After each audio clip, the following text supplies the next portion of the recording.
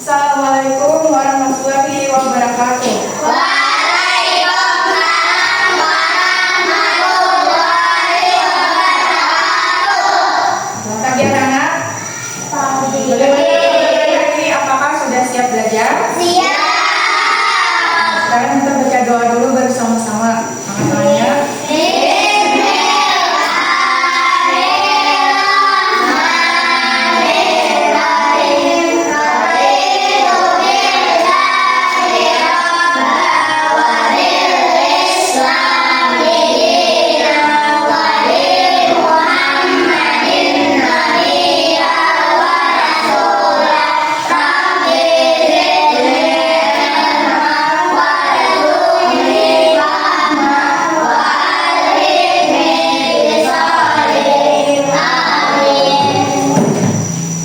ada yang telah hadir kan hari ini? Siapa namanya? Maka dia jadi sudah hadir sakit. Nah, hari ini kita akan belajar matematika. Apakah sudah siap? Semangat? Tepuk semangat dulu. Tepuk semangat.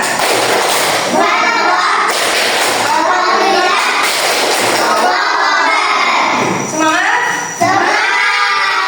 Terus. Nah, ini ada di antara kalian yang pernah melihat diagram dan piktogram? Belum. Ada yang punya adik di rumah? Nah, biasanya kalau punya adik itu dikasih buku yang namanya buku kesehatan anak. Di situ ada diagram buku yang menunjukkan kesehatan adik kita. Misalnya 1 bulan berat badannya berapa, bulan berikutnya apakah naik, apakah turun. Nah, di situ kita dapat melihat perkembangan adik kita apakah sehat atau tidak. Nah, agar kalian bisa membaca data tersebut, makanya kita belajar membuat dan membaca piktogram. Apa itu piktogram? Nah, perhatikan layar di depan.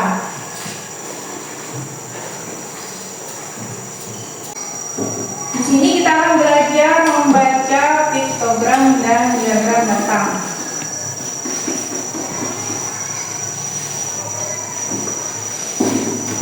Sudah tahu artinya? Apa itu piktogram?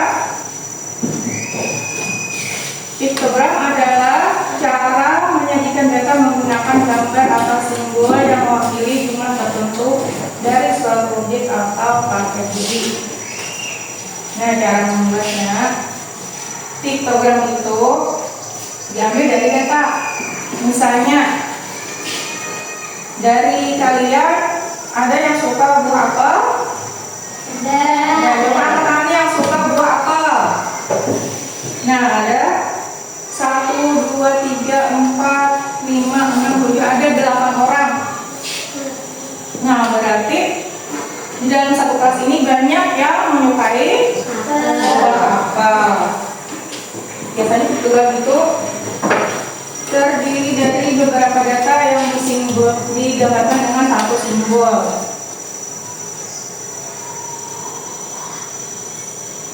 Nah, berbeda dengan diagram batang.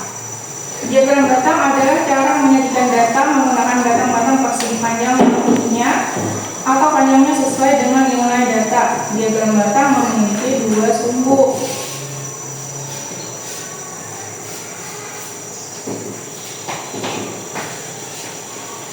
Sumbu horizontal itu yang mendatar, biasanya menunjukkan kategori data, misalnya nama siswa, jenis buah, dan lain-lain.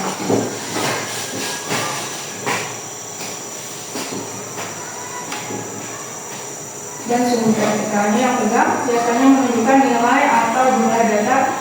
Sumbu vertikal memiliki skala yang jelas. Skala itu ukuran. Coba kita lihat gambarnya.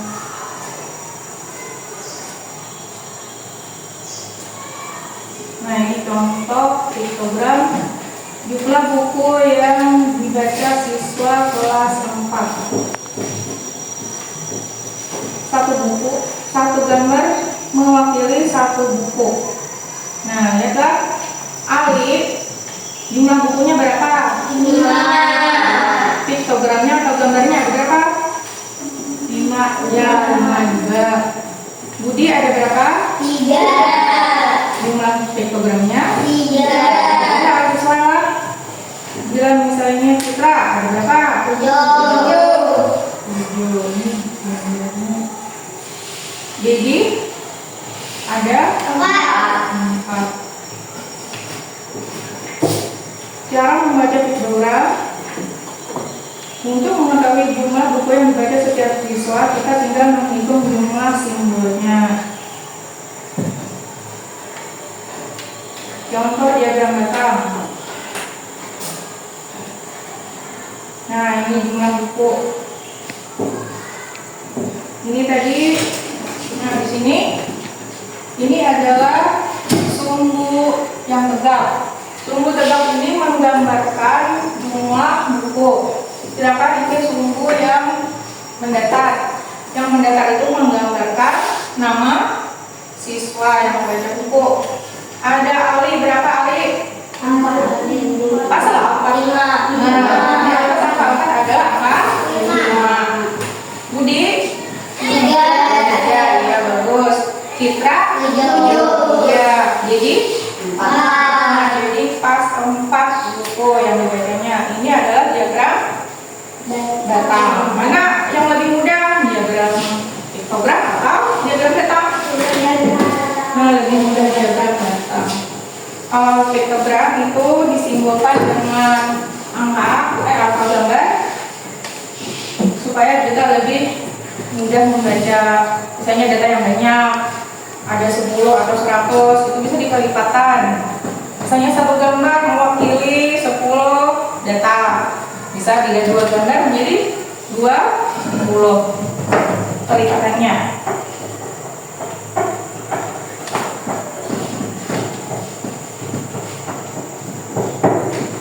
Nah, bagaimana cara kita menyajikan data ini dengan lebih mudah dipahami?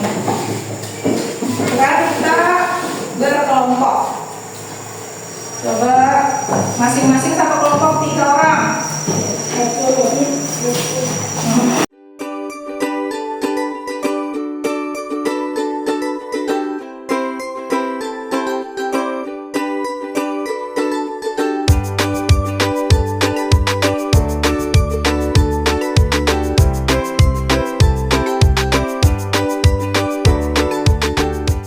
Piktogram dan diagram datang dari data yang Ibu berikan.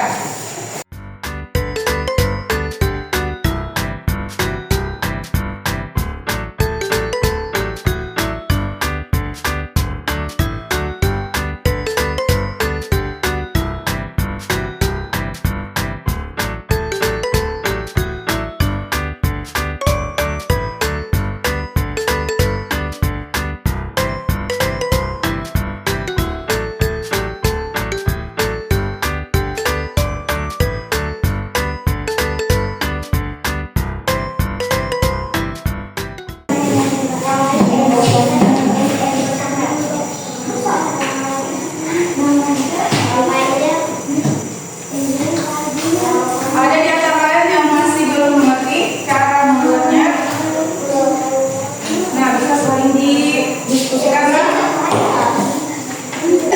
Nah, apakah ada yang masih bertanya? Ya? Bagaimana cara menggambar sumbu tegak? Oh iya, ini coba Ibu perhatikanlah. Cara menggambar diagram datang itu ada sumbu tegak, ada sumbu mendatar. Nah, ini di sini harus ada skalanya atau ukuran. Misalnya jarak antara titik ini harus sama, jangan sampai berbeda. Dari sini misalnya 1 cm, ke sini harus 1 cm. Dan angkanya harus kelipatan. Misalnya di sini 2, berarti di sini 4, di sini 3, 6, 4, iya. Nah, baru di sini ada datanya. Misalnya di sini ada data binatang atau hewan peliharaan. Nah, di sini kucing. Perhatikan data yang ada di LKPD, itu ada kucing, ada kelinci. Nah, sesuaikan urutannya. Bila kucing, misalnya di dalam data ada 5, berarti gambarkan batangnya sampai batas angka di antara 6 dan 4. Nah, berarti di sini ada kucing ada 5. Sudah paham? Kita berdiskusi dan kerjakan tugasnya.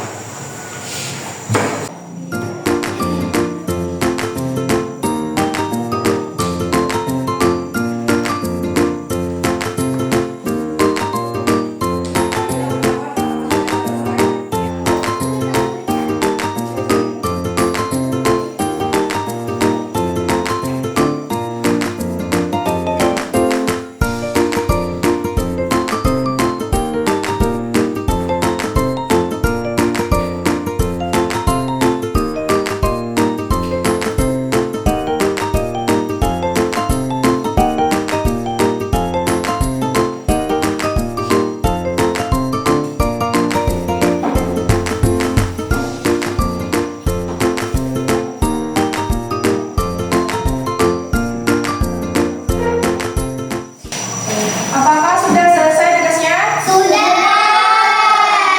Nah, coba dari kelompok 2 bacakan hasil dari kerja kelompoknya.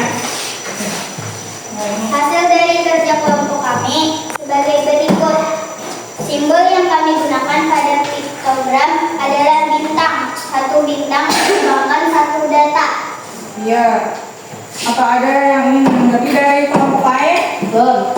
Iya, apa?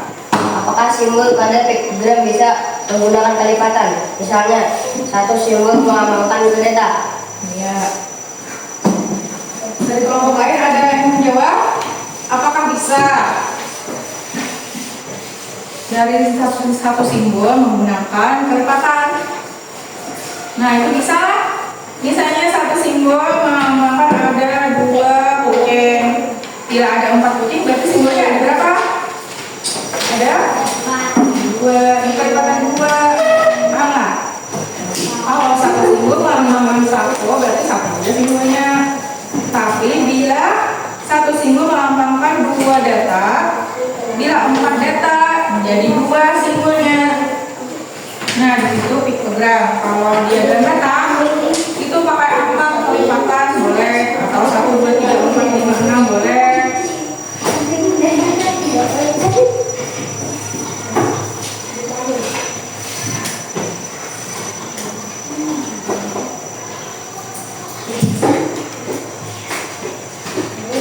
Nah, apakah sudah mengerti pelajaran hari ini? Ya, bagus. Hari ini kita belajar tentang apa? Tentang Piktogram dan diagram. Nah, apakah sudah mengerti bagaimana cara membuat piktogram dan diagram data? Sudah. Nah, apakah sulit atau mudah? Jadi kita tinggal mencari simbol untuk 1 data dan kemudian melihat jumlahnya. Kalau diagram data, kita tinggal lihat batangnya, kemudian datanya ada berapa. Nah, demikian pelajaran kita hari ini. Mudah-mudahan bermanfaat, dan minggu depan kita akan belajar tentang diagram garis dan lingkaran. Sekarang kita baca doa untuk menutup pelajaran. Bismillahirrahmanirrahim. Allahumma arina al-haqqa warzuqna ittiba'ahu wa arina